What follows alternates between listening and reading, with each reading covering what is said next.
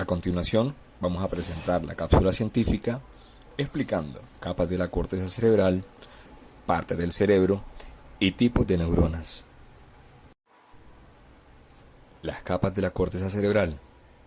La corteza cerebral hace referencia al estrato exterior del cerebro.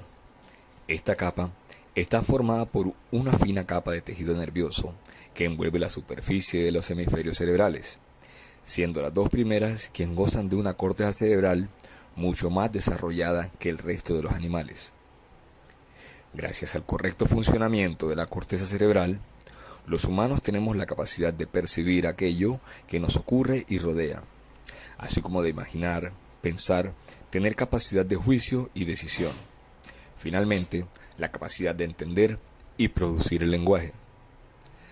A pesar de que, como se explica anteriormente, la corteza cerebral es una fina capa de neuronas y conexiones neuronales, esta no es homogénea, ya que está conformada por 6 capas de células, y cada una de ellas con unas funciones concretas y específicas, como se explica a continuación. Capas de la corteza cerebral. Capa molecular. Corresponde al más externo y por lo tanto más reciente en origen de todos los estratos de la corteza cerebral. Se conoce también como capa plexiforme. Es esencialmente una capa sináptica formada por una espesa red de fibras neuronales. La capa granular externa está formada por una gran cantidad de pequeñas células estrelladas y piramidales. Los axones de esta capa se infiltran en la capa molecular entrando hacia zonas más sumergidas de la corteza cerebral, acoplándose con diferentes zonas de la corteza. La capa piramidal externa recibe su nombre del tipo de células que la componen, las células piramidales, las cuales dirigen sus axones hacia zonas de la corteza y hacia otros distintos subcorticales en forma de fibras de proyección, asociación y comisurales. La capa granular interna está formada esencialmente por una masa compacta de células estrelladas, la mayoría de las cuales reciben aferencias de las zonas del tálamo. Estas fibras ordenadas de manera horizontal son conocidas como banda externa de Villager. La capa piramidal interna o capa ganglionar entraña una gran cantidad de células piramidales de medio y gran tamaño, así como células de estrelladas y de Martinotti. Sus filamentos dispuestos en horizontal también conforman parte de la banda interna de Villager. La capa multiforme está formada por células de tipo fusiforme, las cuales derivan la información a la corteza, al tálamo y a los núcleos estriados. Además, también incluye células piramidales de cuerpo triangular u ovoide. La parte del cerebro. El cerebro pesa alrededor de 1.36 kilogramos, siendo el cerebro el área cerebral que más pesa, ya que supone hasta el 85% del peso total. Ahora bien, para que su peso no suponga una dificultad en el movimiento ni en la forma de hacer la vida de las personas, este se encuentra flotando en el líquido cefalorraquídeo, dentro de la estructura ósea, mejor conocida como cráneo. Supone solo el 2% de su peso corporal y utiliza el 20% de la energía que producimos. Las partes en las que se divide son tallo, encefálico, cerebro y cerebelo. La corteza cerebral es una capa delgada y plegada. En primer lugar, se divide en 2 hemisferios cerebrales, el izquierdo y el derecho, los cuales a su vez se dividen en 4 lóbulos: el frontal, parietal, temporal y occipital. En el frontal se procesa el pensamiento consciente, es decir, es donde se resuelven los problemas. En el parietal se encarga de la percepción de los estímulos relacionados con el tacto, la presión, la temperatura y el dolor.